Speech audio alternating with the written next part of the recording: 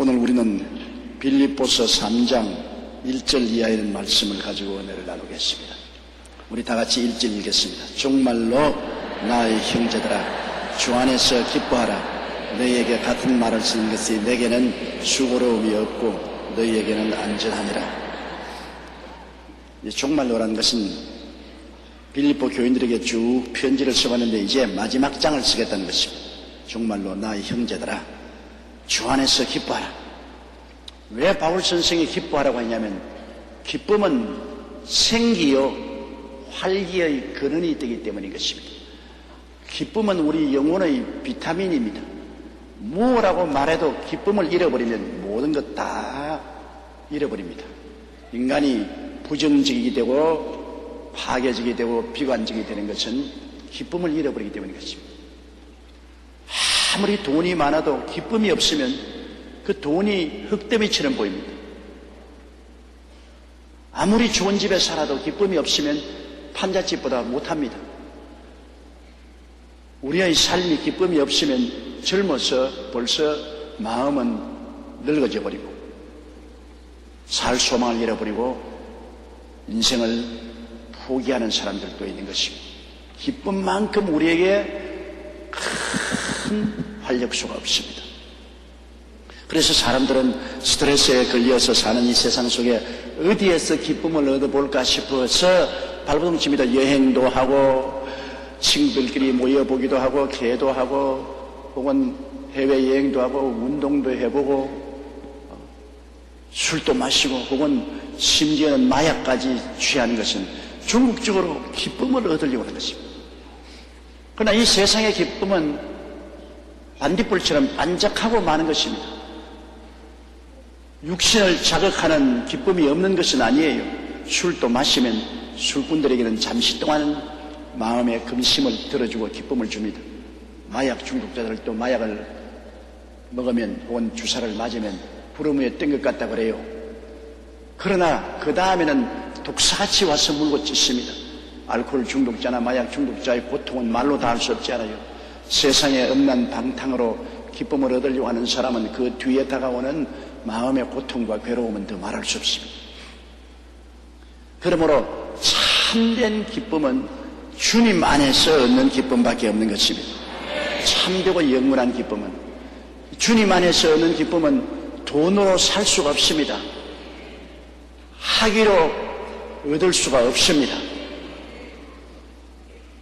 우리가 주 안에서 기뻐할 수 있는 것은 예수님을 구주로 모셔야 첫째 기뻐할 수 있는데요, 하나님의 사랑을 받아야 기뻐할 수 있습니다. 주의 사랑 비칠 때 기쁨 오네, 근심 그치려 물러가고 기쁨 온다고. 사랑을 느끼게 될 때 기쁨이 와요. 인간 세계에도 남편의 사랑을 느끼는 아내는 기뻐요. 아내의 사랑을 받는 남편은 기뻐요. 부모의 사랑을 듬뿍 받는 자녀는 기뻐요. 친구들의 사랑을 받을 때 기뻐요. 사랑은 우리를 기쁘게 하는 것인데, 세상 사랑은 변화무쌍하지만은 하나님의 사랑을 받으면 굉장히 기뻐요. 그런데 하나님의 사랑을 어떻게 받습니까? 예수님을 구주로 모셔야 하나님의 사랑을 받는데 아무나 예수 모실 수 있는 것이 아닙니다. 예수님이 가이사랴 빌립보에서 제자들에게 물었습니다. 사람들이 나를 누구라고 하느냐? 세례 요한이라고 말합니다. 에레미야라고 말합니다. 혹은 엘리야라고 말합니다. 너희는 나를 누구라고 하느냐? 베드로가 말하기를 주는 그리스도시요 살아계신 하나님의 아들이시니이다. 그때 예수님이 무릎을 치면서 바요나 시몬아, 내가 복이도다. 이를 내게 알게 하시는 내 혈육이 아니요, 너 지혜나 총명이나 경험이나 인간에 속한 것이 아니요, 하늘에 계신 내 아버지께서 계시를 주어서 알게 했다. 여러분, 예수님을 구주로 아는 지식이 얼마나 고상하고 너무나 값비싸고 놀랍기 때문에 이거 보통 얻지 못합니다. 예수님을 우리가 본 적도 없고 그 음성을 들은 적도 없지만 그리스도가 나의 구주된다는 이 지식은 여러분 학교에서 배워서 얻는 것도 아니고 강제로 압력을 받아서 그렇게 되는 것도 아닙니다. 성령이 계시해 주어야 돼요. 옛날 우리 할머님이 늘 그렇게 말씀해요. 할머님은 오랜 세월 동안 불도를 믿었다가 예수를 믿고 난 다음 친구들에게 전도하니까 친구들이 전부 다 픽픽 비웃고 따돌리니까 할머님이 제게 와서 말이, 야, 여간 복이 있어야 예수 믿는 줄 아느냐. 복이 없는 사람은 예수를 못 믿는단다. 복이 있어야 예수 믿는. 우리 할머니는 무시겠지만은 진리를 꿰뚫어 보았습니다. 여러분, 하나님이 복을 주셔야 예수를 믿게 되는 것입니다. 예수가 내 구주인 것을 어떻게 압니까? 희한하지 않아요? 그걸 내가 어떻게 깨달았습니까? 깨달아야 믿을 수 있는데 어떻게 깨달았습니까? 내가 공부를 했습니까? 내가 직접 체험을 했습니까? 저가 누가 전도를 했든지 어떻게 되었든지 어느 수단과 방법을 통했든지 내가 깨닫게 되고 믿게 된 것은 성령이 그렇게 해주신 것입니다. 하나님이 성령으로 계시를 해주신 것입니다. 그것은 뭐냐? 하나님이 수많은 사람 중에 나를 사랑하사 택해 주셨다는 것입니다. 하나님 택함을 받지 않으면 이 지식을 얻을 수가 없어요. 너무나 고상한 지식입니다. 세상에 없어질 지식이 아닙니다. 영원히 있을 지식입니다. 우리에게 영원한 행복을 갖다 줄 지식입니다. 주는 그리스도시요 살아계신 하나님의 아들이라는 이 지식, 예수님이 나를 위해서 십자가에서 몸짓고 피 흘려 대속해 줬다는 이 지식, 너무나 고상한 지식입니다. 너무나 위대한 지식입니다. 이거 복 없는 사람은 절대로 갖지 못하는 지식입니다. 하나님이 택해서 성령으로 우리에게 빛을 비추어 주셔야만 이 지식을 얻을 수가 있는 것입니다. 그러므로 예수를 구주로 모신 사람은 하나님의 지적을 받고 택함받았으니 하나님의 특별한 관심과 사랑을 받은 사람인 것입니다. 하나님의 사랑을 받는다고 생각할 때 기뻐질 수 있는 것입니다. 우리가 곰곰이 앉아 생각해 보십시오. 내가 무언데 하나님이 나를 택해서 예수를 알고 구원을 받게 해주십니까? 하나님의 사랑, 하나님이 나를 사랑하고 계신다. 사랑, 이것은 우리의 얼굴에 빛을 내게 하고 우리 마음속에 기쁨의 감격을 얻게 하는 것입니다. 이것은 돈 주고 못 삽니다. 하나님 사랑 돈 주고 못 사요. 권력으로 못 사요. 하나님이 일방적으로 우리를 택해서 사랑해 주신 것입니다. 그래서 주 안에서 기뻐하라. 주님 안에서 하나님의 사랑을 생각할 때 마음에 기뻐지시오. 예수 믿는 사람은 여러분 기쁨의 근원을 가지고 있습니다. 하나님의 사랑을 받았으니까 기뻐해야 돼요. 예수 믿는 사람은 어찌하든지 어떠한 환경에 의해서도 내 마음속에 하나님의 사랑을 가지고 있기 때문에 기뻐해야만 되는 것입니다. 아주 우울하고 답답하고 암울한 환경에 처해서도 안 기뻐할 이유가 없습니다. 하나님이 나를 사랑하고 계시기 때문에. 그 다음 우리가 소망이 있을 때 기뻐지는 것입니다. 내가 절망이 있으면 기쁨이 사라지지만은 내일에 대한 소망이 있으면 기뻐져요. 근데 우리 예수 믿는 사람 소망을 어디서 얻습니까? 예수님이 십자가를 바라보면 다 소망을 얻게 되는 것입니다. 죄인은 십자가의 보혈로 용서와 의로움과 영광을 얻을 소망이 있고, 마음이 가라앉은 사람은 성령 충만 받을 소망이 있고, 병든 사람은 십자가를 통하여 치료를 받고 건강을 얻을 소망이 있고, 가난한 사람은 아브라함의 축복과 형통을 받을 소망을 얻게 되고, 죽는 사람은 부활과 영생과 천국의 소망을 얻게 되는 것입니다. 세상 사람이 받을 수 있는 소망이 아닙니다. 예수님의 십자가를 바라볼 때 도저히 세상은 안 보이는 감추인 소망인 것입니다. 세상 사람 눈에는 감추었어요. 안 보여요. 그러나 우리 예수 믿는 사람의 눈에는 보이는 감추인 소망. 이 소망이 있기 때문에 우리 기쁩니다. 죄가 용서받는 기쁨이 얼마나 큽니까? 그리고 성령 받는 기쁨, 병 낫는 기쁨, 축복받는 기쁨, 천당 가는 기쁨, 이것을 다 우리가 예수를 믿음으로 값없이 선물로 받게 되는 큰 소망이 있죠. 소망 가운데 기뻐하고 즐거워하는 것입니다. 다른 소망 없어도 우리는 예수 십자가 앞에 엎드리면 소망이 그곳에서 넘쳐나요. 눈에 아무 증거 안 보이고 귀에는 아무 소리 안 들리고 손 잡히는 건 없어도 그리스도 안에서 있는 소망입니다. 주 안에서 기뻐합니다. 주님 안에서 이 소망이 넘치니 기뻐하죠. 또 우리가 기뻐할 수 있는 것은 우리가 축복받고 성공할 때 기쁨이 오죠. 학교 입학하면 기쁨이 오지 않습니다. 우리가 계급이 올라가면 기쁨이 오죠. 사업이 잘 되면 기쁨이 오죠. 성공하고 축복받을 때 우리가 소망 가운데 즐거워할 뿐 아니라 요한 3세절에 사랑하는 자여 내 영혼이 잘됨같이 내가 범사에 잘되며 강건하기를 강구하노라는 이 말씀은 주님 앞에 나와서 전인 구원을 얻을 약속인 것입니다. 예수님 안에 나와서 이런 축복이 어디 있습니까? 영혼이 잘되고 범사가 잘되고 건강해진다. 생명을 얻고 넘치는데 이 큰 축복과 성공입니다. 인생을 살아가는데 세상에서 얻는 축복과 성공이 아니라 주님 안에서 전인 구원의 축복과 성공입니다. 영혼이 잘되고 범사에 잘되며 강건한 주님을 찾으면 이런 일이 있다. 내 영혼아 야훼를 송축하라. 내 속에 있는 것들아 다 그 성호를 송축하라. 내 영혼아 야훼를 송축하며 그 모든 언택을 잊지 말지어다. 제가 내 모든 죄를 사하시며 내 모든 병을 고치시며 내 생명을 파멸해서 구속하시고 인자와 긍휼로 관을 씌우시며 좋은 것으로 내 소원을 만족케 하사 내 청춘으로 독수리같이 새롭게 하는도다.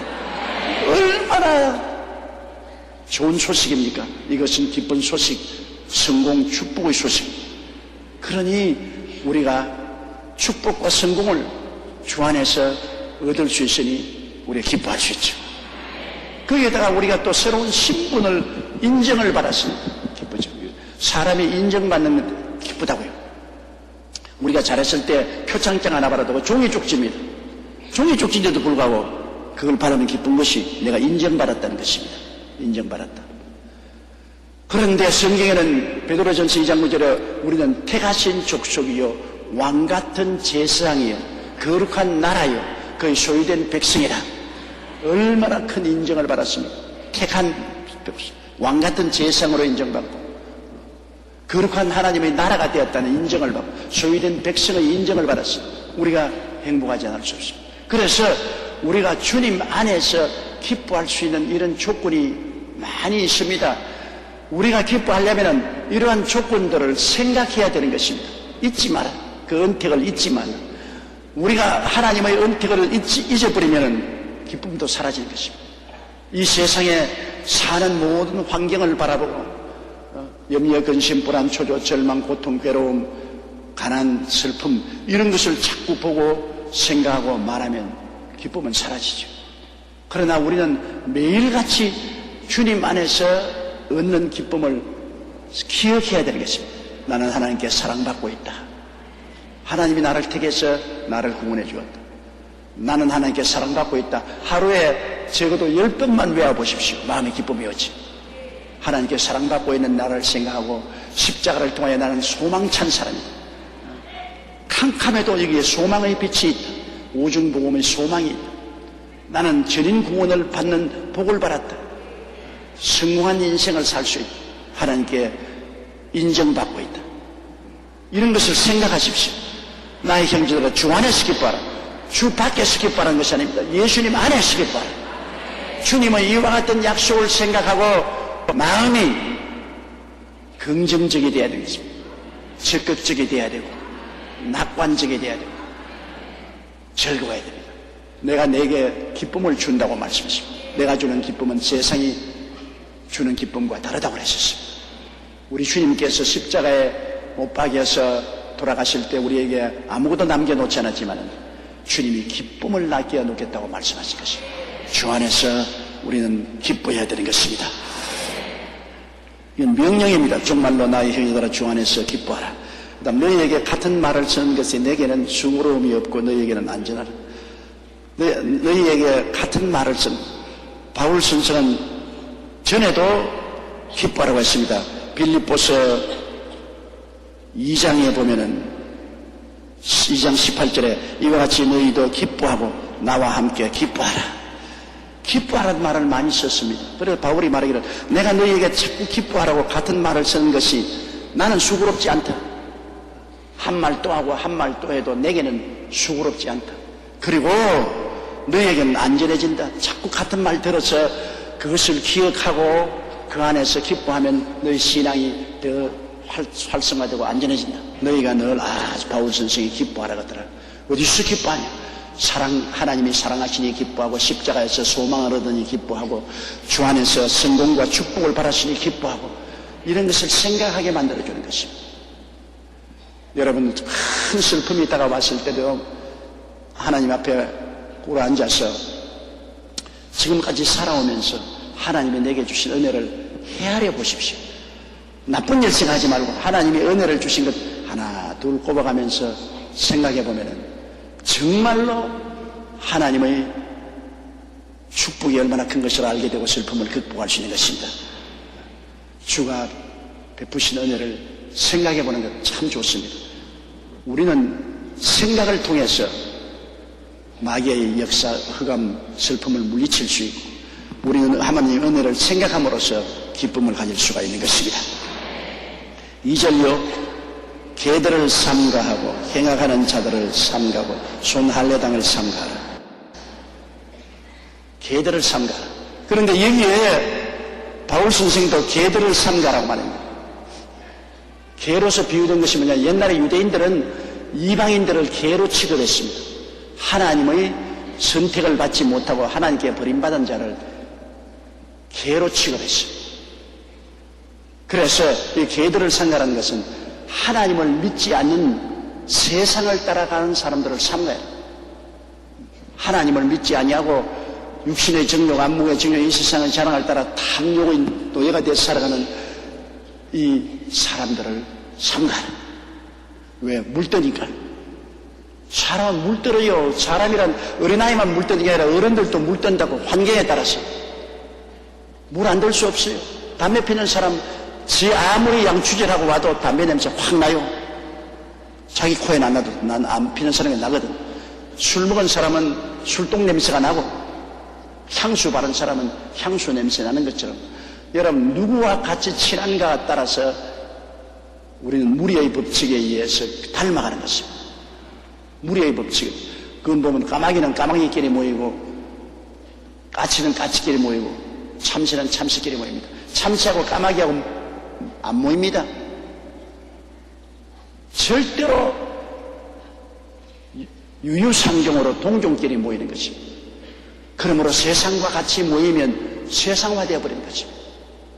그러나 예수 믿는 사람 자꾸 따라가서 모이면 안 믿는 사람도 예수 믿게 되어버리고 말아요.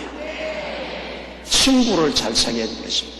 친구를 잘못 사귀면 우리 운명이 굉장히 나빠져. 사람이 한 번 듣고 두 번 듣고 세 번 듣고 나는 그런데 안 설린다 해도 들으면 그를 따라서 마귀가 들어오지 않습니다. 세상이 사람의 교제와 말을 통해서 들어오거든요.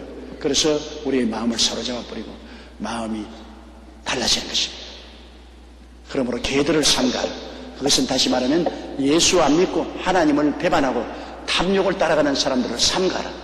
그 사람들과 깊이 친교를 맺고 친해지지 말라는 것입니다. 개들을 삼가하고 행악하는 자들을 삼가하고 악을 행하는 사람, 악을 행하는 사람하고 같이 만나면 상처 입습니다. 왜냐하면 악은 남을 해롭게 하는 것이 악입니다. 악은 여러분 하나님을 부인할 뿐 아니라 악은 가만히 있지 못해요. 남을 해롭게 합니다. 악한 남편 만나면 마누라 때리지 않아요. 악한 아내 만나면 남편 못 살아나죠. 행악하는 자들을 삼가라. 행악하는 자들을 어쩐지 피하라. 한패가 되지 마라. 행악하는 사람에게 한패가 되면은 문제가 있습니다. 깡패하고 함께 휩쓸리면 끝까지 깡패에게 잡혀서 벗어나지 못하지 않습니까? 벗어나지 못해요. 이러므로 우리 예수 믿는 사람이 편안하게 신앙생활을 해서 탐욕을 가진 개처럼 하나님을 섬기지 않는 그런 개들을 삼가고 악한 자들을 삼가고 손할례당을 삼가라. 손할례당이라는 것은 율법주의자. 유대인들이 할례만 받으면 하나님 선민이 된다. 유대인들은 어린 아들이 태어나면 8일 만에 양피의 가죽을 베는 할례를 베푸는 것입니다. 그래서 할례만 받으면 우리는 하나님의 선민이다. 그러면서 하나님 법은 지키지 않고 자행자지하고 망나니 생활하니 아주 잘못된 신앙입니다. 유대인들이라도 할례를 받았으면 하나님 선민이 된 표가 있으면 율법을 지켜야 될 것인데 할례만 받고 율법을 안 지키고 개망나니지 하면서 나는 할례 받았으니까 하나님 백성이여 천국 간다. 어림도 없는 소리입니다. 그런데 그 당시에는 이 할례당이 교회마다 찾아와서 너희들 예수 믿어서 구원받는 것이 아니라 할례 받아야 된다. 할례 받아야 된다. 그러니까 예수 믿는 사람들이 믿음으로 구원받는 길을 떠나서 할례 받아서 행위로 구원받는 표적을 얻어야 되겠다고 생각해서 신앙의 시험을 받는 사람 많습니다. 할례를 받아야 구원받는. 그러면 예수 그리스도의 십자가의 공로는 무시되고 말이지.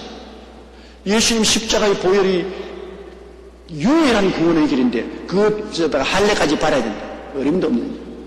구원의 조건은 예수 그리스도의 십자가 보혈을 믿는 믿음밖에 없는 것입니다. 믿으면 하겠네. 오직 믿음입니다. 그러므로 예수 믿어도 뭐 할례 받아야 된다. 예수 믿어도 나를 지켜야 된다. 예수 믿어도 율법의 특정한 것을 지켜야 구원받는다. 이런 것은 절대로 있을 수가 없습니다. 예수를 믿고 구원을 받았기 때문에 하나님을 경배하기 위해서 내가 이것도 하고 저것도 하지만은 그러나 예수 믿고 구원받는 조건으로서의 아무것도 조건이 될 수 없습니다. 그 다음 4절요. 그러나 나도 육체를 신뢰할 만하니 만일 누구든지 다른 이가 육체를 신뢰할 것이 있는 줄로 생각하면 나는 더욱 그러하다. 바울이 화가 났어요. 그 할례당이 빌립보 교회에 와가지고서 바울? 그 아무것도 아니야. 그 이단이야. 그 바울 인정받지 못한 사람이야. 우리는 예루살렘에서 인정받은 사람이야. 우리는 유대인이고 할례바라고. 그래서 우리의 말을 믿지 바울을 믿지 마라. 우리는 정통 유대민이요. 그리고 정통으로 예루살렘에서 파견돼 나왔다. 이런 말을 하니까 바울이 화가 났습니다. 그래서 실제로 바울은 이렇게 자기를 자랑할 분이 아닙니다. 아니지만은 잘못된 사람들의 거짓된 현혹에 사람들이 미혹이 되니까 바울이 내가 그 사람들보다 못한 것이 하나도 없다는 것을 자랑하려는 것입니다.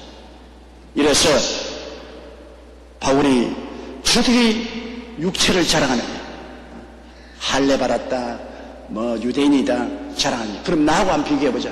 나도 그들에게 못할 것 하나도 없다. 바울은 말하기를 내가 8일 만에 할례를 받고 5절요 같이 읽으십시다. 내가 8일 만에 할례를 받고 이스라엘 족속이요 베냐민의 지파요 히브리인 중의 히브리인이요 율법으로는 바리새인이요. 자, 너희들이 유대인이라고 와서 자랑하고 할례 받아야 구원한다고 하는데 나는 믿음으로 구원한다고 하니까 나를 엉터리라고 말하는데 유대인도 아니라고 그러는데 나는 8일 만에 할례 받은 사람. 태어나서 예수님도 8일 만에 할례 받은 것처럼 나도 8일 만에 할례를 받은 사람. 난 정식으로 할례 받은 사람. 그리고 나는 이스라엘 족속이다. 하나님이 야곱을 축복할 때 이스라엘의 이름을 바꾸어 줘서 선민이 되었는데 나도 이방인 아닌 이스라엘입니다. 이스라엘 12지파 중에 나는 베냐민 지파, 라헬의 막내 아들 베냐민 지파는 바로 유대 나라가 북이스라엘 남유다로 갈라질 때 유다의 소속에서 그곳에서 다윗 왕이 나왔고 구주가 나온 그 유다 지파의 속에서 있습니다. 나는 베냐민 지파다. 그러니까 이스라엘에서도 아주 이 명문의 지파입니다.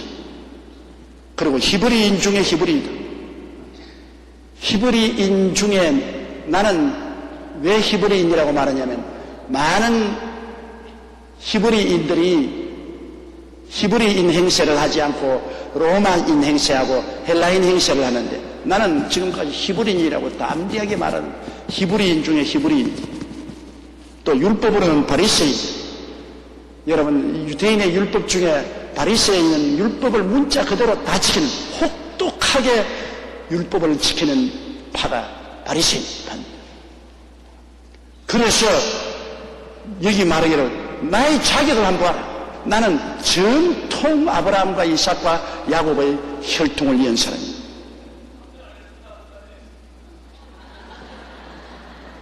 그 다음 6절요. 열심으로는 교회를 핍박하고 율법을 이루는 흠이 없는 자라. 그리고 내가 예수 믿기 전에는 얼마나 열심히 있는 유대교 신자였던지 교회를 핍박했다. 스데반을 죽일 때 총지휘를 했고 시리아에 있는 교인들을 잡으려고 다메섹까지 간, 열렬히 교회를 핍박하고 교인들을 잡아서 감옥에 가두고 스데반 집사를 죽이는데 살인관 책임자 노릇까지 했습니다. 그래서 열심으로는 교회를 핍박하고 율법의 의로는 흠이 없는 자, 율법에 가지고서 나에게 흠 잡아봐라. 나는 율법에서 1.1획도 흠이 없다. 대단한 사람이지요. 율법으로 흠이 없다고 말할 정도로 철저하게 율법을 지킨 바울 선생이죠. 그러므로 바울 선생은 종교적으로나 유대인의 종교적으로나 혈통으로나 행위로나 흠잡을 수 없는 그런 사람, 누가 흠잡아 보라는 것입니다. 그런데 7절 보십시다. 그러나 무엇이든지 내게 유익하는 것을 내가 그리스도를 위하여 다 해로 여겼거든요. 옛날에 예수 믿기 전에는 내가 히브리인이고 내가 베냐민 지파에 있고 내가 바리새인이고 율법으로 흠점이 없는 것은 내게 전부 훈장이고 메달이고 굉장히 잘난 거 알았는데 예수 믿고 난 다음 보니까 이거 다 쓸데없는 것이다. 히브리인이 됐다고 해서 구원받는 것도 아니고 베냐민 지파에 있다고 해서 구원받는 것도 아니고 할례 받았다고 해서 구원받는 것도 아니고 율법을 빈틈없이 지켰다는 그 자격으로 구원받는 것도 아니다. 이거 전부 다 예수 믿는 사람 신앙에 대해서 이것을 주장하면 오히려 신앙에 방해가 되는 거죠. 그러니까 바울 선생이 예수 믿는 그게 얼마나 귀하다는 것을 이렇게 주장하는 것입니다. 그리스도하고 비교를 할 수 없다. 예수님 안에서는 그 주신 하나님의 은혜가 너무나 크기 때문에 예수 믿는 그 축복에 유대인도 비교할 수 없고 할례도 비교할 수 없고 율법도 비교할 수 없고 순수 혈통도 비교할 수 없고 이게 전부 다 해로운 것이다. 오직 예수만이 최고다. 예수 그리스도의 보혈의 능력밖에 우리가 자랑할 것이 없습니다. 그러나 무엇이든지 내게 유익하던 것이 옛날에 유대인으로서 유익하던 것을 내가 그리스도를 위하여 다 해롭다. 8절요. 또한 모든 것을 해로 여기면 내 주 그리스도 예수를 아는 지식이 가장 고상함을 인함이라. 내가 그를 위하여 모든 것을 잃어버리고 배설물로 여기면 그리스도를 얻고. 와, 대단한 말이지요. 모든 것을 해로 여김. 왜? 예수님만 내 자랑이고 내 기쁨이고 내 소망이고 내 모든 것인데 자꾸만 다른 것이 회방을 놓으니까 야, 너 예수 믿었지만 유대인이 이방인보다 낫지 않느냐? 너 할례 받았으니 못한 것보다 낫지 않느냐? 너 율법 잘 지켰으니 너 잘난 걸 아니냐? 이런 쓸데없는 생각이 들어오니까 오히려 해롭다. 신앙의 해가 됐다. 순수한 신앙의 해가 된다. 그러므로 그러나 무엇이든지 내게 유익하던 것을 내가 그리스도를 위하여 다 해로 여길 뿐이라 또한 모든 것을 해로 여긴다. 예수를 아는 지식에 비하면 모든 것이 해롭다. 그리스도를 아는 지식에 반대되는 것은 다 내게 해로운 것이다. 다 해로운 것이다. 그리스도 예수를 아는 지식이 가장 고상하다. 하버드나 예일이나 서울대학이나 고려대학이나 연세대학 그런 학위가 여러분 고상한 지식이 아닙니다. 우리는 예수 그리스도를 아는 지식이 가장 고상한 지식. 이거 아무나 믿을 수가 없어요. 여러분 하나님이 택해서 성령으로 계시해 주지 않으면 예수 못 믿는다고요. 여러분 자다가도 예수 믿은 것 깜짝 놀라고 일어나서 감사를 해야 돼요. 마음대로 믿을 수 있는 줄 알아요. 내가 믿고 싶으면 믿고 안 믿고 싶으면 안 믿고 그렇게 되는 게 아니에요. 만왕의 왕 만주의 주 되신 하나님이 예수 그리스도의 신부를 구하는데 아무나 주어 담을 것 같습니까? 하나님이 선택하시지. 여러분 시장에 가서 바구니 들어가서 아무나 주어 담습니까? 좋아하는 것 주어 담지. 하나님이 여러분 좋아해서 하늘나라 그리스도의 신부로 삼고자 해서 여러분을 불렀기 때문에 예수 믿게 된 것입니다. 그러므로 예수 그리스도를 알게 된 지식은 보통 사람은 가지고 있지 못해요. 우리가 다 전도를 열심히 하지요. 그러나 하나님이 택하지 않은 사람은 아무리 전도해도 안 받아들입니다. 왜? 성령이 그 속에 계시해 주지 않기 때문에 우리가 아무리 말을 해도 안 받아줘요. 그러나 성령이 계시하는 사람에게는 우리가 말하면 즉시 말을 알아듣고 깨닫게 되는 것입니다. 이 우리 예수 믿는 지식은 세상의 감각적인 지식이 아닙니다. 눈으로 보고 코로 냄새 맡고 귀로 듣고 손으로 만지고 맛보는 감각적 지식, 세상에 배우는 이성적인 지식이 아닙니다. 계시적인 지식인 것입니다. 하나님께로부터 계시를 받아야 돼요. 성령이 내 마음속에 계시를 주어야 예수를 아는 지식을 얻게 되고, 이 지식이 가장 고상한 것은 예수를 아는 지식을 가진 사람은 영원한 천국에 갈 수 있기 때문인 것입니다. 영원한 하나님의 자녀가 되는 것이기 때문에 이보다 더 고상한 지식은 없습니다. 그래서 바울이 말하기를 또한 모든 것을 해로 여기면 내 주 그리스도 예수를 아는 지식이 가장 고상함을 인함이라. 내가 그를 위하여 모든 것을 잃어버리고 예수님을 얻기 위해서 모든 것 다 잃어버리고 모든 것 다 버리고 배설물로 여기면 배설물 똥으로 여긴다는 것입니다. 바울 보시기에는 예수 그리스도라는 지식에 비교하면 세상 다른 모든 부귀 영화 공명 지식은 배설물이나 똥과 같다. 그러니 예수를 아는 지식이 이렇게 크다는 것을 바울은 강조하기 위해서 우리가 가장 혐오하는 것을 비교해 놨습니다. 세상의 부귀 영화 공명 지식이 예수 없이는 그냥 다 토해놓은 것, 개가 토해놓은 거와 똥나는 배설물 같다. 예수 없이면 다 그러므로 예수 그리스도를 위해서 난 다 예수 그리스도를 알기 위해서 필요하다면 나는 세상 부귀 영화 공명이나 지식 다 버려도 좋다. 다 버려줘. 쫙 빨가벗고 빈손 들어도 예수만 알면 난 최고. 그러니 예수 믿는 것이 얼마나 귀하고 귀한지요. 주 예수보다도 귀한 분은 없네. 이 세상 부귀와 바꿀 수 없네. 얼마나 귀하고 아름다워. 이 예수 그리스도의 보배를 우리가 마음속에 받았으니 천사들이 부러워하고 하나님이 감탄합니다. 너 참 팔자 좋구나. 너 운명 좋구나. 너가 내게 태감을 당해서 예수를 아는 지식을 얻었으니 얼마나 복스럽냐. 그렇게 하나님조차 감탄하십니다. 너 지금은 아직 어떻게 된지 몰라서 어벙벙하지만은 이제 장차 그리스도께서 나타나실 때 그때 너가 누릴 부귀와 영화와 공명과 아름다움은 상상을 초월한다고 하나님 말씀하시는 것입니다. 그러니 그때 가서 우리가 그리스도와 함께 부활해서 영광에 이르렀을 때 온 세상에 우리가 그렇게 좋아하던 부귀 영화 공명은 다 토해놓은 것과 같고 배설물같이 보입니다. 예수 없는 사람은 그 토해놓은 것과 배설물 가운데 허우적이다가 영원히 버림을 당하는 것입니다. 9절요. 그 안에서 발견되려 하미니 내가 가진 의는 율법에서 난 것이 아니요 오직 그리스도를 믿음으로 말미암은 것이니 곧 믿음으로 하나님께로서 난 의라. 의로워야 하나님 앞에 설 수 있지 않습니까? 죄가 있으면 하나님 앞에 정죄되고 부끄럽고 마음의 영광을 얻을 수가 없지 않습니까? 죄인은 하나님 앞에 서지 못해요. 죄인은 여러분 발가벗지 않습니까? 아담과 하와가 죄 짓고 난 다음 제일 먼저 느낀 것이 뭡니까? 벌거벗었습니다. 죄가 우리를 양심을 벌거벗깁니다. 하나님이 아담하고 찾으실 때 나무 뒤에 숨었습니다. 왜 숨었냐? 벌거벗어서 숨었다고 했습니다. 벌거벗깁니다. 죄는 우리를 벌거벗겨요.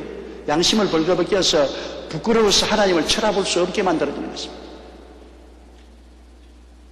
사람은 이 벌거벗은 것을 가려보려고 자꾸만 무화과 나무를 가지고서 앞치마를 해 입지만은 해가 비치면 말라버리고 해가 비치면 말라버리면 쪼글쪼글해지지. 모든 사람들의 양심은 다 벌거벗습니다. 죄 때문에 빨가벗기고 있어요. 계속해서 빨가벗기고 있어요.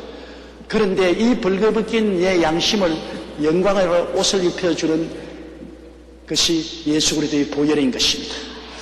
예수의 보혈이 와서 이 죄로 벌거벗은 우리를 씻어주시고 난 다음에 하나님의 의로움으로 옷 입혀주시는 것입니다. 아담과 하와가 여러분 무화과 나무 잎으로 아무리 옷을 입어도 안 될 때 하나님이 어떻게 했습니까? 짐승을 잡아 가죽 옷을 입혔습니다. 에덴 동산을 나갈 때 비로소 짐승을 잡았으니까 피를 흘렸지 않습니까?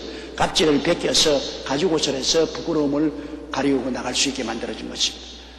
처음으로 짐승을 잡아 피를 흘린 것은 하나님께서 우리 죄인들을 위해서 예수 그리스도를 잡아서 십자가에서 가죽을 벗겨서 예수 그리스도의 의로운 옷을 벗겨서 피로써 우리 죄를 갚고 그 예수 그리스도의 껍질을 벗겨서 우리에게 입혀주는 것을 상징하는 것입니다. 예수님은 우리를 위해서 십자가에서 껍질이 벗겨졌습니다. 피를 흘려서 죄를 사하고 그 의의 옷을 벗어서 의의 거죽을 벗어서 우리에게 입혀주셨어요. 얼마나 큰 희생입니까? 오늘날 그러기 때문에 율법으로서 의롭다함을 얻는다, 어림도 없는 것입니다. 율법으로서 의롭다함을 얻는 것은 무화과나무 잎사귀입니다. 순간적으로 부끄러움을 무화과나무 잎사귀로 엮어서 몸을 가리었으나 얼마 지나면 쭈글쭈글해집니다.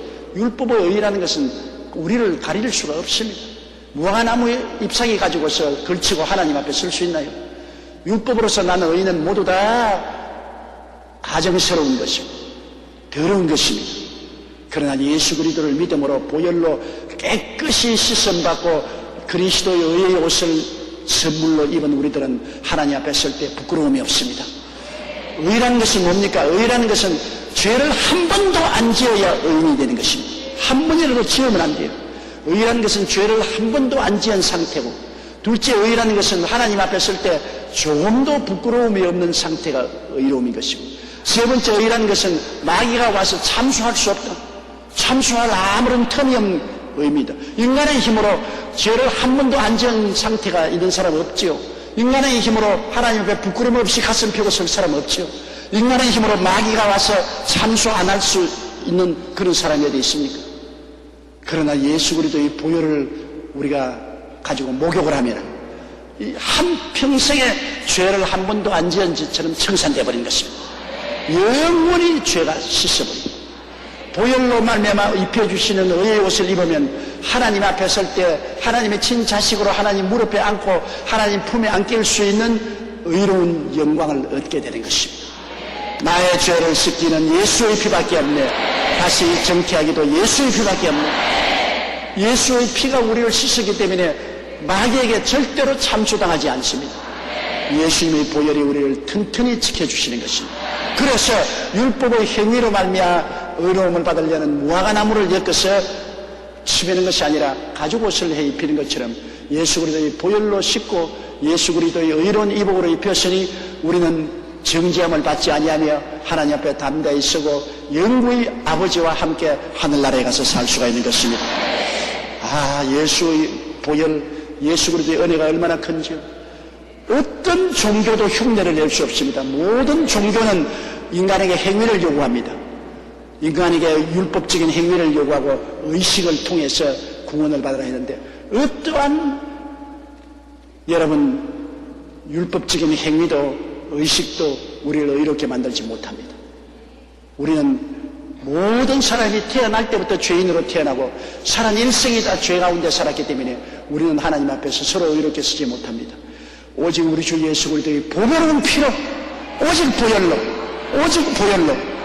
보혈로 믿음으로 용서와 의와 영광을 받게 되어서 천국행의 열차를 타게 되는 것입니다. 그렇기 때문에 바울 선생이 예수 믿고 용서와 의를 얻는 이 지식이 너무나 크기 때문에 세상 모든 것은 다 분토와 같다, 토성물과 같다, 똥과 같다, 다 난 똥처럼 내버려버린다, 비교도 못한다. 예수에 관한 지식이 너무나 고상하고 너무나 위대하고 너무나 영광스럽기 때문에 아무것도 비교할 수 없다. 이 예수 그리스도의 지식과 은혜 속에 항상 거하시기를 주의 이름으로 축원합니다. 빌립보서 3장 10절 이하에 있는 말씀을 가지고 은혜를 나누겠습니다. 내가 그리스도와 그 부활의 권능과 그 고난의 참여함을 알리하여 그의 죽으심을 본받아. 우리 예수 그리스도를 믿는 신앙이란 십자가에 못 박여 죽었다가 부활하신 예수님과의 관계에서 이루어지는 것입니다. 어떠한 지혜나 총명이나 모략이나 재능을 가지고 있다고 하더라도 예수 그리스도의 십자가의 죽으심과 장래 지나심과 부활하심에 대한 관계를 맺지 않으면 아무 소용이 없습니다. 기독교 신앙은 수양과 도덕의 신앙이 아닙니다. 연구와 개발의 신앙도 아닙니다. 기독교 신앙은 예수 그리스도와의 관계를 맺는 신앙인 것입니다. 그런데 하나님은 예수 그리스도를 통해서 영원한 것을 이루어 놓으시고 또 현재 우리 생애 속에 계속시키는 것이 있습니다. 그것이 바로 십자가 사건입니다. 예수님이 십자가에서 내가 다 이루었다고 외쳤을 때 아담과 하와 이후로부터 시작해서 주님 이 땅에 강림하사 이 세상을 다 주님께서 접수할 때까지 모든 그때까지의 죄와 저주, 절망과 죽음을 십자가에서 영원히 이루어버린 것입니다. 청산해버린 것입니다. 다 이루었단 말은 빚을 다 갚았단 말인 것입니다. 아담 하와로부터 시작해서 마지막 인류의 모든 죄와 질병, 저주와 절망과 죽음의 빚을 다 청산해버린다. 그러므로 우리가 그리스도와의 관계를 이해할 때 언제나 예수님 안에서 하나님은 우리의 문제를 다 이루었다는 것을 알아야 되는 것입니다. 예수님 안에서 우리 하나님께서는 죄의 문제를 다 해결해버렸고 세속의 문제도 해결하고 질병의 문제도 해결하고 저주의 문제도 해결했고 죽음의 문제도 해결해버렸다는 것입니다. 그러므로 하나님이 예수님을 통해서 우리를 보실 때 우리는 예수 그리스도 안에서 함께 십자가에 못 박히고 함께 고난당하시고 함께 우리가 예수님과 더불어 죽고 함께 무덤에 들어가고 그리고 함께 부활하고 함께 그리스도 안에서 하나님 보좌의 우편에 앉아있는 우리 모습을 하나님 보십니다. 영원히 이루어진 진리를 하나님은 보시고 계신 것입니다. 그러므로 이것을 우리는 알고 믿음으로 받아들여야 되는 것입니다. 하나님이 다 이루었다는 것은 그리스도 안에서 우리 구속의 역사가 다 끝났다는 것입니다. 일 다 끝났다. 예수님은 일을 다 끝마치고 하늘에 올라가서 보좌 우편에 앉아 계신 것입니다. 일하고 있을 동안은 서서 있어야 돼요. 보좌 우편에 앉으셨다는 것은 일을 다 했기 때문에 이제는 앉아 계신 것입니다. 이러므로 가장 위대한 진리는 내가 그리스도와 함께 십자가에 못 박였나니 이제 내가 산 것은 내가 아니요 내 안에 그리스도께서 사신다는 바울 선생의 외침을 우리가 절실히 마음속에 깨닫는 것을 말합니다. 우리는 신앙이 어릴 때는 예수님 십자가를 상대적으로 바라봅니다. 저 멀리 갈보리 산에서 날 위하여 십자가에 못 박여 몸짓고 피 흘려서 죄와 세속과 질병과 저주와 죽음을 대신 짊어져 주신 예수님을 바라보는 것입니다. 멀리서 바라봐요. 그러나 신앙이 점점 성숙하면 성령님과 교제가 깊어져서 바라보는 예수님이 나와 하나가 되어버린 것입니다. 나는 예수 그리스도와 함께 십자가에 못 박혀요. 함께 고난당하고 함께 장례 지내고 함께 부활해서 함께 승천했다. 바라보는 예수 그리스도의 십자가 아니고 내와 동참하는 예수 그리스도의 십자가로 변화되는 것입니다. 그러므로 우리의 신앙은 이렇게 성장해야 되는 것입니다. 제일 처음에 예수를 믿지 않은 사람에게 전도할 때 당신 예수와 함께 죽고 장사 지내고 함께 부활해서 함께 승천했다면 무슨 저런 뚱딴지 같은 소리 하느냐. 도저히 이해가 안 됩니다. 그런 사람에게는 고개를 들어 예수님을 바라보라. 저 갈보리 산 위에서 예수님은 당신을 위해서 몸짓고 피 흘려서 모든 죄와 질병, 저주와 절망과 죽음을 청산해 주셨다. 그건 이해가 돼요. 아, 날 위하여 십자가에 중환고초 당하사 대신 죽은 주 예수의 아름답고 영광스러운 은총이구나. 그건 깨달을 수 있어요. 날 위해서 주 십자가에서 예수님이 고난 당하셨다. 그러나 신앙이 점점 깊어지면 날 위해서가 아니라 내가 그리스도와 함께 십자가에 못 박였구나. 옛사람 아담은 예수 그리스도와 함께 십자가에 못 박여 죽고 함께 장사 지낸 바 되고 그리스도 안에서 함께 일어나서 함께 하늘에 앉혔구나. 이러한 극히 발전한 그러한 신앙으로 성장하게 되는 것입니다. 그것이 이해가 되고 아멘이 되면 여러분 상당한 신앙의 경지에 들어온 것입니다. 당신 지금 어디 계세요?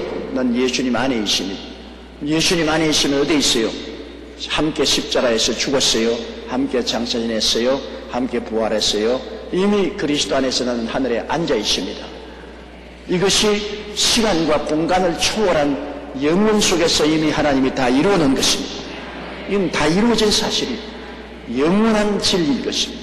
다 이루어졌어요. 그러나 그 영원히 이루어진 사건이 오늘 시간 속에 사는 우리에게는 또한 매일매일 체험으로 나타나는 것입니다. 그것이 뭐냐면 바울 선생이 난 매일 그리스도 안에서 죽노라. 매일 나는 예수님 안에서 성령의 도우심을 받아 죽고 옛사람 벗어버리고 새사람으로 부활하는 매일매일의 체험이 또한 우리 속에 일어나는 것이 현실입니다. 영원한 사실은 이미 십자가에서 다 이루어진 사건이 현재 우리 경험 속에서는 매일매일 이루어지고 있습니다. 내가 이 세상에 살면서 크고 적은 시험과 환난과 고통당할 때 뭐라고 말합니까? 내 십자가를 걸머진다 그렇게 말하지요. 남편이 나에게 고통을 주면 저 남자 내 십자가다. 아내가 자꾸 바지게 가면 저 여자 내게 십자가다. 자식이 고통을 주면 아이고 원수야 우리 십자가다. 또 지역장 구역장 여러분이 하나님 사업하는데 지역 구역원이 자꾸 가시 노릇하는 저 내 십자가다. 우리의 고통이 다가오면 우리는 십자가를 생각합니다. 저거 내 십자가다. 십자가는 뭐냐? 사형틀입니다. 내가 죽는 것이 십자가입니다. 십자가 걸머지고 춤추라고 준 것 아닙니다. 십자가 걸머지고 웃으라고 준 것 아닙니다. 십자가는 걸머지고 울라고 주신 것입니다. 사형틀이니까 십자가 걸머지면 아프지 않아요. 십자가 걸머지고 아프니까 십자가에서 그만큼 내가 죽는 것입니다. 십자가의 형틀이 괴로우면 괴로울수록 그만큼 내가 죽는 것입니다.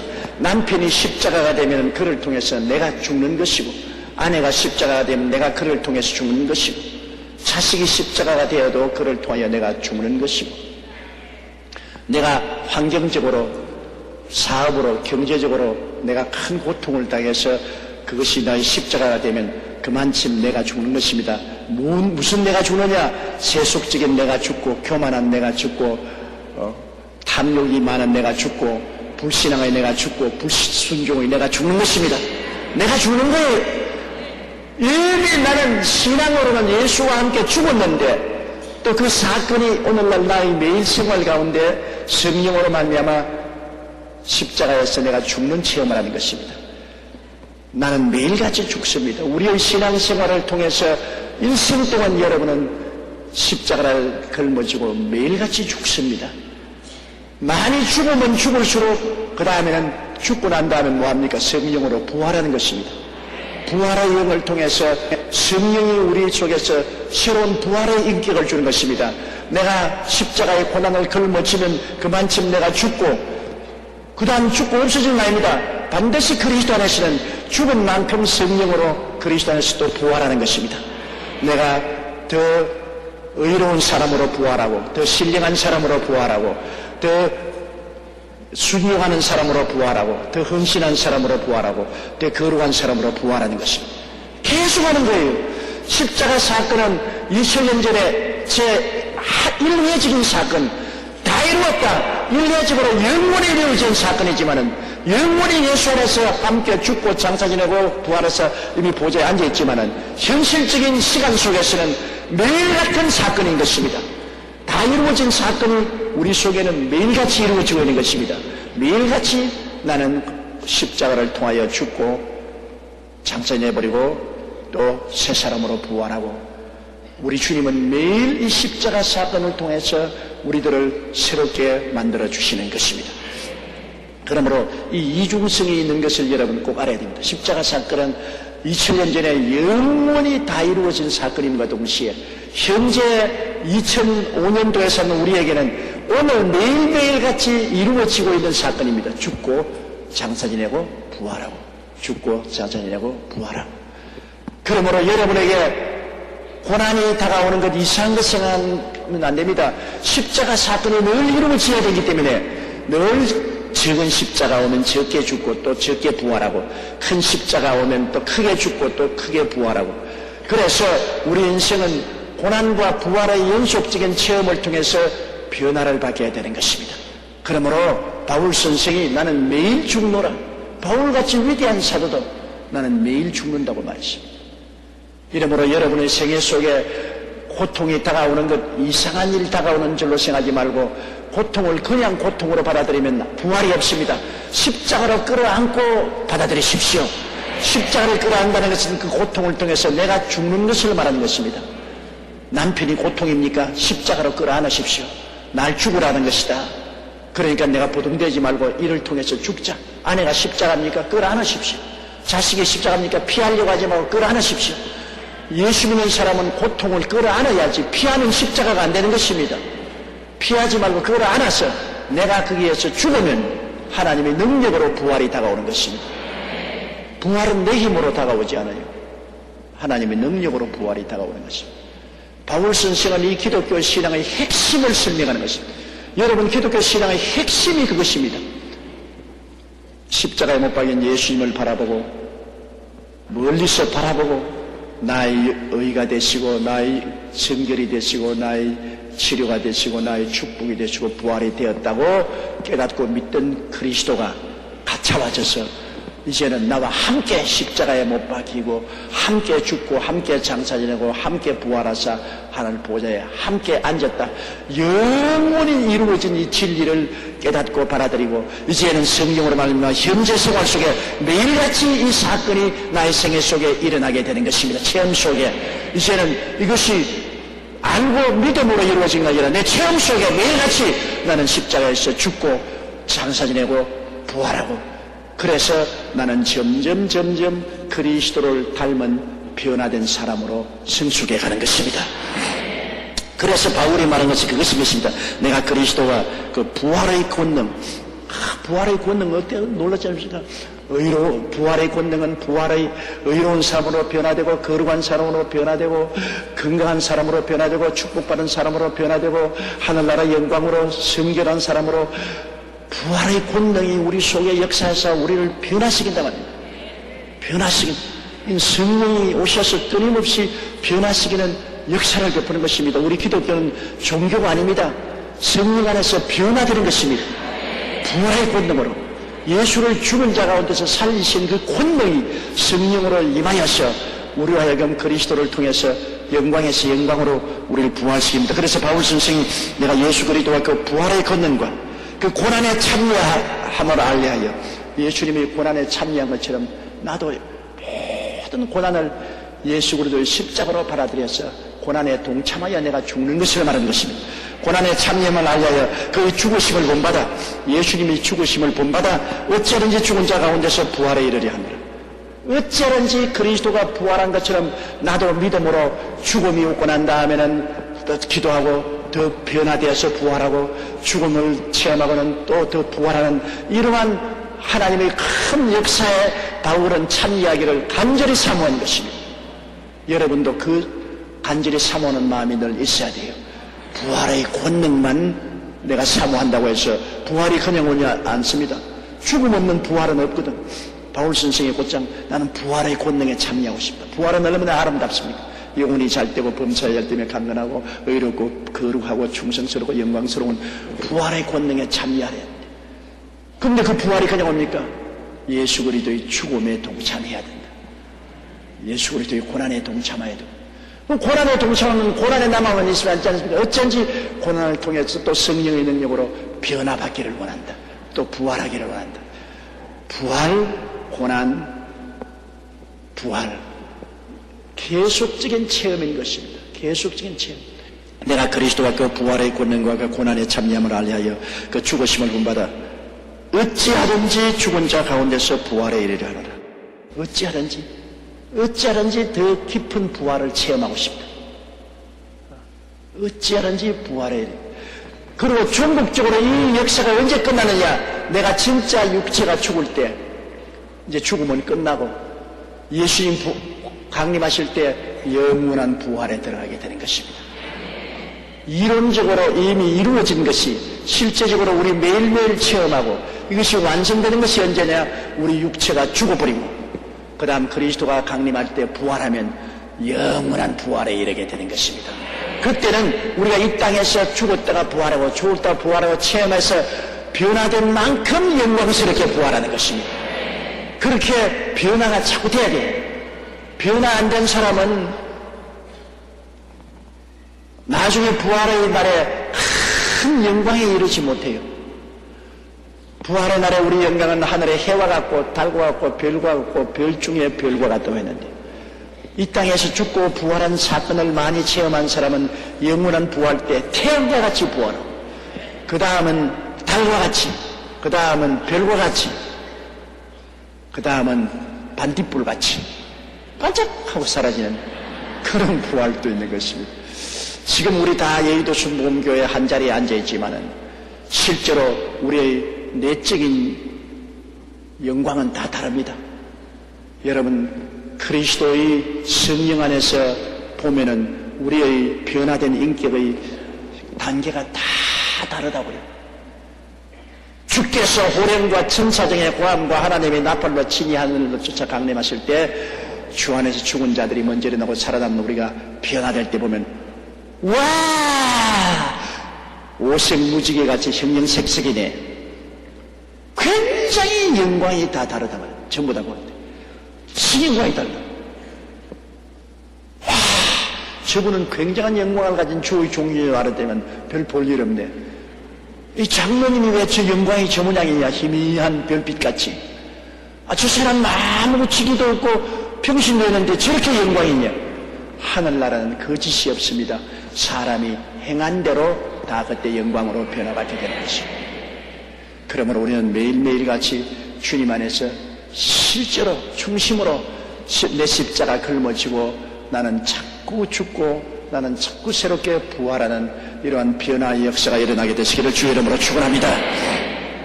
12절요. 내가 이미 얻었다 함도 아니요 온전히 이루었다 함도 아니라 오직 내가 그리스도 예수에게 잡힌 바 된 그것을 잡으려고 쫓아가노라. 바울 선생은 내가 이미 얻었다 함도 아니, 내가 이미 완성된 사람이 아닌, 나는 하나님은 영원하고 무한하기 때문에 완성이라는 끝이 없습니다. 바울 선생이 많이 죽고 많이 부활의 체험을 했지만은 그러나 아직까지 나는 완전히 얻었다 함도 아니요 온전히 이루었다 함도 아니라. 여러분 어떠한 예수 믿는 사람도 나는 그리스도 안에서 완성된 사람이다. 나는 온전히 이루었다. 나는 재림주다. 나는 엘리야다. 그런 말을 하는 사람이 있으면 모두 다 뱀이요 사탄이요 독사요 거짓말쟁이인 것입니다. 바울 선생 같은 하나님의 위대한 종도 나는 이미 얻었다 함도 아니고 온전히 이루었다 함도 아니라고 말했습니다. 얻었다 함도 아니고 이루었다 아니고 그리스도에게 잡힌 것을 잡으려고 쫓아가더라.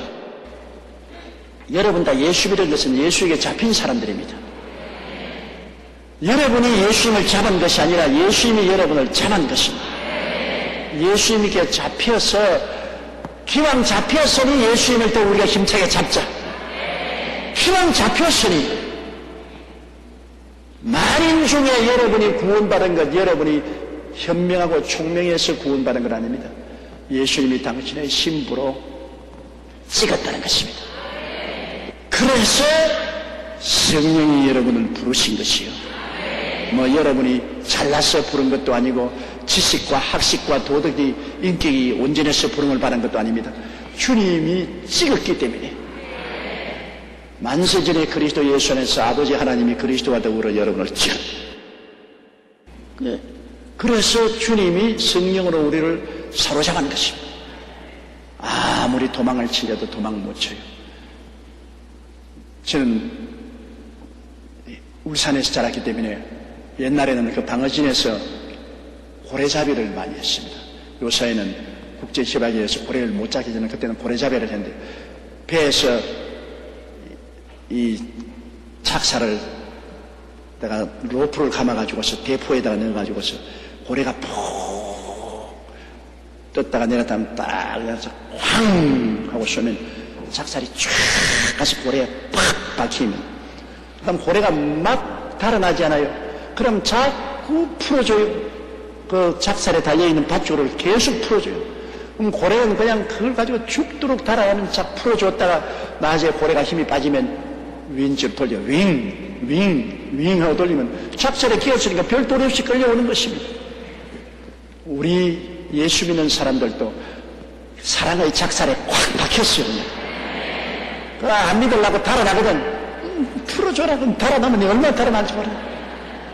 얼마 달아나다가 주님이 도로 휘어 감으면 별 도리 없이 끌려오는 거예요. 아예 순순히 빨리 따라오는 게 좋지. 나중에 끌려올 때는 그 고통스럽다. 너희를 내게 주시는 만유보다 컸으면 내 손에서 빼앗을 자가 없나니라. 뭐 예수 믿은 사람 쉽게 타락할 수 있을 줄 알아요. 그렇게 장난삼아 말하지 마세요. 예수를 진실로 믿고 주님이 여러분을 사랑의 작살을 쏘아버린 사람은 도망 못 쳐요. 주님이 안 놓는다고. 마귀도 자기 백성 잡아놓고 안 놓으려고 발버둥 치는데 만유보다 크신 예수님이 여러분을 얼마나 사랑하사 십자가에서 몸을 찢고 피를 흘려 대가를 지불했는데 쉽게 마귀에 내놓아도 너도 가져가거라 오냐 내놓겠다 오냐 받아라 그렇게 할 줄 압니까? 너희를 내게 주시는 만유보다 크시며 내 손에서 빼앗을 자가 없다. 주님이 안 놓는다고. 여러분도 경험적으로 도망쳐 봤죠? 도망쳐도 소용없어요. 도로 또 끌려오는 것입니다.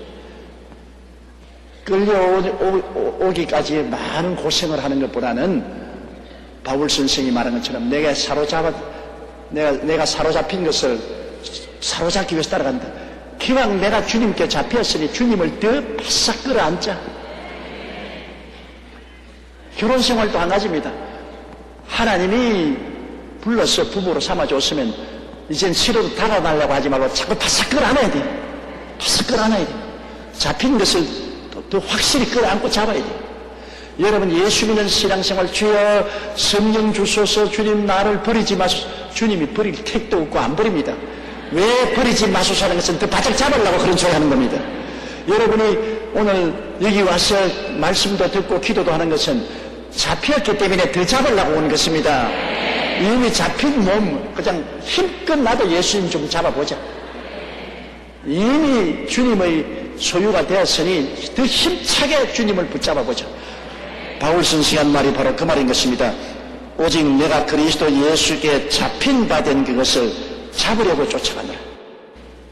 그러므로 더 열심히 쫓아가면서 예수님을 붙잡으면 붙잡을수록 더 주님의 넘치는 사랑과 은혜를 체험할 수가 있는 것입니다. 13절요. 형제들아 나는 아직 내가 잡은 줄로 여기지 아니하고 오직 한 일 즉 뒤에 있는 것은 잊어버리고 앞에 있는 것을 잡으려고 내가 이미 다 이루었다고 생각하면 앉아서 만족하지요. 자만하지요. 나는 이미 다 이루었다. 그러나 신앙생활에는 다 이룬 사람 없습니다. 하나님은 영원하신 하나님인데 영원까지 우리가 쫓아 올라가야 되는데 내가 다 이룰 수가 있나요? 결코 다 이룰 수가 없습니다. 내가 뛰어가도 끝없이 하나님은 더 깊은 곳으로 우리를 이끌어 주시는 것입니다. 이러므로 바울 선생은 형제들아 나는 아직 내가 잡은 줄로 여기지 아니하고 어떻게 하냐? 오직 한 일 즉 뒤에 있는 것은 잊어버리고 앞에 있는 것을 잡으려고. 자꾸 뒤돌아보면 안 돼요. 뒤를 돌아보면 안 돼요. 우리가 경기를 하면 앞만 보고 뛰어야지 뒤를 돌아보면 안 돼요. 우리가 세상에 무슨 일을 하더라도 뒤를 돌아보면 안 됩니다. 뒤를 돌아보고 잘한 것을 늘 자랑해도 그는 안 되고 잘못한 것을 뒤를 돌아보고 늘 탄식해도 안 됩니다. 뒤를 돌아보지 말고 자꾸 앞으로 나가야 됩니다. 이 승리하는 사람은 뒤를 돌아보지 않고 앞으로 나가는 사람이 승리하는 것입니다. 자꾸 뒤를 돌아보고 뒤의 일을 이야기하고 자꾸 비난하고 공격하고 서로 흠을 뜯고 싸우고 하면은 그만 다른 사람에게 다 져요. 뒤엔 일은 잊어버리고 뒤엔 일은 다 잘한 것도 잊어버리고 못한 일도 잊어버리고 다 용서하고 다 씻어버리고 앞으로 더 나은 내일을 향해서 뛰어야 돼요. 앞을 바라보고 뛰어야 돼요. 우리는 자꾸 주저앉아서 뒤를 바라보기를 원합니다. 주저앉아서 뒤 바라보는 것 편안하고 좋으니까 옛날 이야기하고 뒤 바라보는 것. 그러나 그러면 발전 못합니다. 뒤엔 일은 잊어버리며 앞에 향해서 뛰어갑니다. 나는 월맹을 보고 놀랍니다. 월남 말입니다. 우리 한국이 월남 전쟁에 참여해서 우리 맹호부대, 청룡부대가 가서 굉장히 형력한 전공을 세웠습니다. 많은 월맹 사람들이 맹호부대나 청룡부대에 의해서 죽임을 당했습니다. 그런데 월맹에서 우리 한국하고 국교를 다시 맺고 난 다음에 오늘날 과거를 절대로 묻지 않아요. 너 한국 사람들 과거에 전쟁 때 우리 월맹에 와서 우리 젊은이들을 얼마나 많이 죽였느냐. 어떻게 가만히 두고 보자. 과거를 가지고서 신랑이라 하고 달라들었으면 우리 한국은 월맹에 진출하지 못해요. 그런데 희한하게도 월맹 정권은 아직 공산주의 정권이지만 과거를 묻지 않아요. 한국 사람 웰컴 와서 자꾸 투자해달라. 대기업도 들어오느라 중소기업도 들어와서 투자해달라. 과거를 묻지 않아요. 참 그 사람들 굉장한 사람입니다. 그렇기 때문에 한국의 온갖 대기업 중소기업들이 월맹에 들어가서 지금 공장을 세우고 사업을 하고 직장을 만들어주고 국가 발전에 기여를 하고 있거든. 만일 과거를 자꾸 캐물어서 우리에게 대든다면 한국은 월맹하고 아무 일도 할 수가 없죠. 과거는 여러분 묻지 말고 나가야 돼요. 과거를 안 묻는 제일 위대한 분이 누구냐? 하나님이신 것입니다. 회개하고 예수 믿고 나오면 하나님은 과거를 묻지 않습니다. 주님께서는 우리가 회개하고 예수 그리스도의 보혈을 의지하면 하나님은 죄를 용서할 뿐 아니라 기억도 하지 아니하십니다. 정죄하신 하나님조차도 우리의 죄를 얼마나 씻어버리기 때문에 기억도 하지 않는다. 기억도 아니하시는 찬송도 있잖아요. 기억하지 않습니다. 하나님은 한번 용서해 주시면 잊어버려요. 마귀는 자꾸 과거를 떨춥니다. 내 과거에 이렇게 했지. 이렇게. 내가 다 회개했는데 잔소리 말하래. 회개해봐. 그러지 않느냐. 그래서 하나님 또 전에 이런 죄 지었는데 용서해 주시면 무슨 죄? 너 모르는데. 옛날에 내가 하나님께 고백했잖아요. 몰라. 나는 너 보니 그런 죄 없는데 하나님 기억 안 하셔요. 일단 회개하고 하나님께 보혈로 씻은 죄는 하나님은 영원히 기억지 아니하십니다. 동이 써서 먹는 것 같이 멀게 하시고 영원히 내 등 뒤로 돌려버렸어요. 하나님도 과거를 묻지 아니하시는데 왜 자꾸 과거를 캐묻느냐 말이에요. 거기에는 정의가 있지 정의가 없이는 과거를 자꾸 캐묻지 않아요. 과거는 용서하고 씻어버리고 새 출발해야 됩니다. 그렇기 때문에 우리 예수 믿는 사람들이 자꾸 과거를 돌아보면 안 돼요. 자기가 과거에 성공한 것도 잊어버려야 돼요. 성공한 것은 이미 과거죠. 지금 자꾸 그 말하면 안 됩니다. 그리고 실패한 것도 잊어버려야 돼요.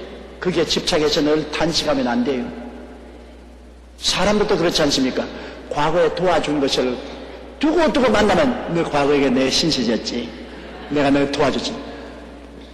그 말하면 원수 되어버리고 말아요. 도와준 것만큼 잊어버려야 돼. 입 닦아버려야 돼요. 절대로 도와준 사람 만나가 너 과거에 내게 도움받았지. 그렇게 하면은 그 사람이 열등의식을 가지고 원수가 되어버린 것입니다.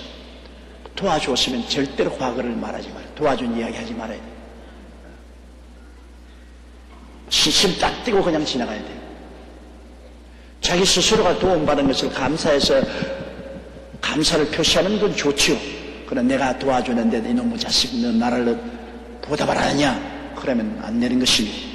그 바울 선생이 한 말은 형제들아 나는 아직 내가 잡은 줄로 여기지 아니하고 오직 한 일 즉 뒤의 것은 잊어버리고 앞에 있는 것을 잡으려고 14절요 표대를 향하여 그리스도 예수 안에서 하나님이 위해서 부르신 부름을 상을 위하여 쫓아가느라. 뛰어가는데 표대를 향해서 뛰어가야 된다. 뛰어갈 목표가 분명해야 돼요. 우리가 살아가는 데 있어서의 목표가 없으면 우리가 아무 성취를 못합니다.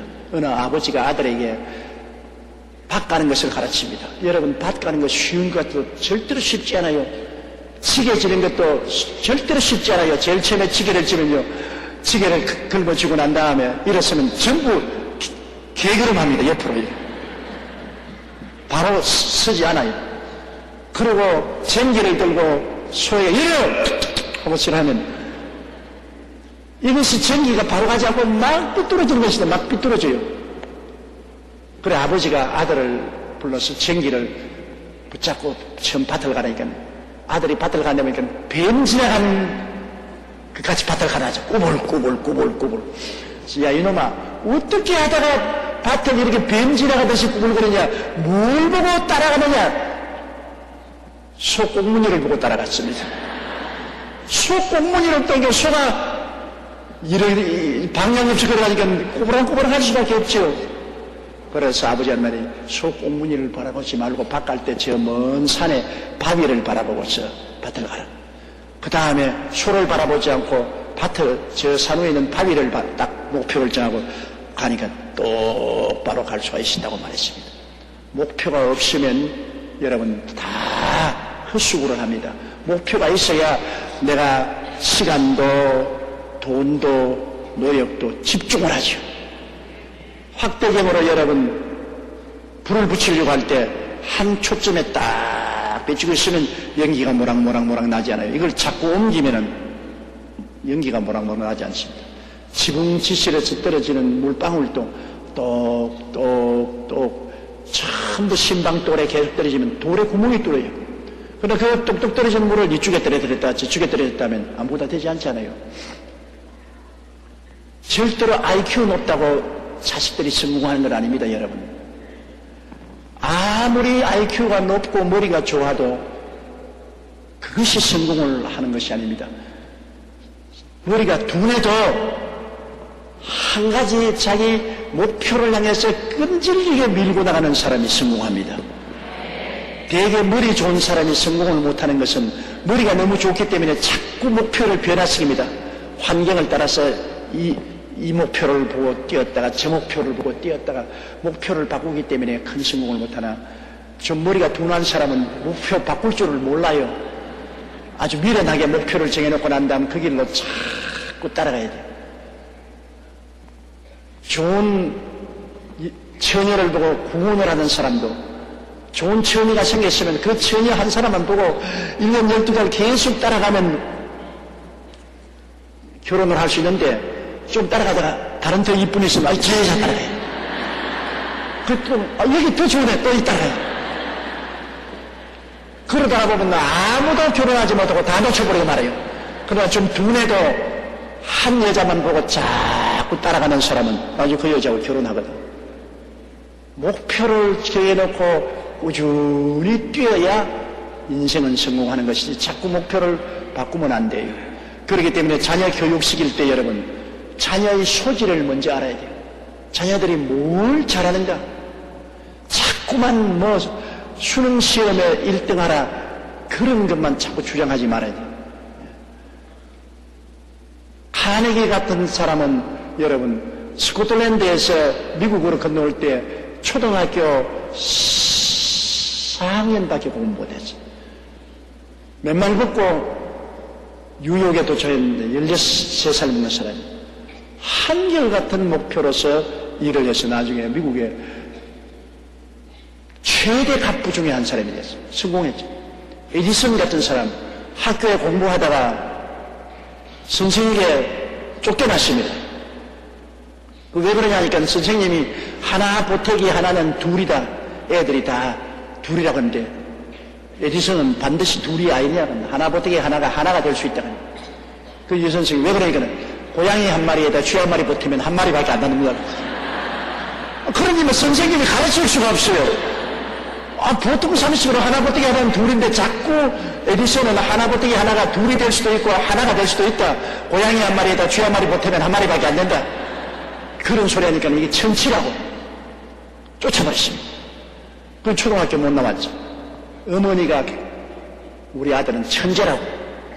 그래서 계속해서 그 방면으로 나가도록 발명할 수 있도록 밀어줘가지고 발명왕이 됐지 않습니까?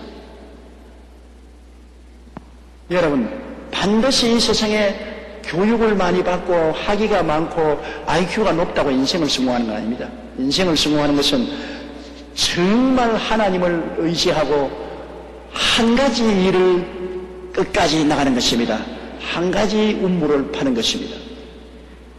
제가 여의도 순복음교회 세계 최대가 된 것은 한 교회에 47년간 목회를 했습니다.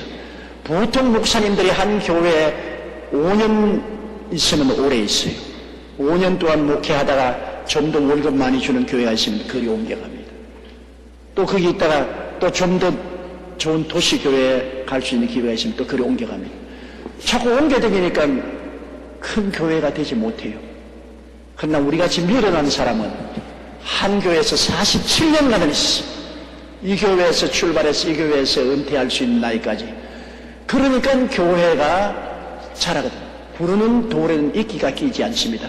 돌이 가만히 있어야 이끼가 끼죠. 한 가지 목표를 향해서 끝까지 뛰어야 돼요. 목표를 향해서. 우리 지역장, 구역장님이 성도들을 지역구역에 성장시키는 것도 목표를 정해놓고 난 다음에 뛰어야지, 목표 없이 아무리 전도하고 이리 뛰고 저리 뛰어도 안 돼요. 믿음은 바라는 것이 있어야 믿음이 역사하는 것입니다. 바라는 목표가 없으면 믿음이 안 생겨요. 믿음이 안 생기니까 아무 일도 안 되지요. 믿음은 바라는 것이 있어야 돼요. 바라보는 목표가 분명히 있어야 역사하는 것입니다. 이렇기 때문에 여러분이 기도할 때도 수첩을 끄집어내놓고 여러분이 바라보는 목표를 적어야 돼요. 내가 원하는 목표를 적고 그 목표를 바라보고 기도를 해야 돼요. 목표를 바라보고 기도하면 믿음의 역사가 일어나고 응답이 다가오는 것입니다. 근데 목표 없이 그냥 막연하게 허공을 치는 기도 자꾸 해봤자 물론 영적으로는 그 깊이 발전할지 몰라도 기도 응답은 되지 않은 것입니다.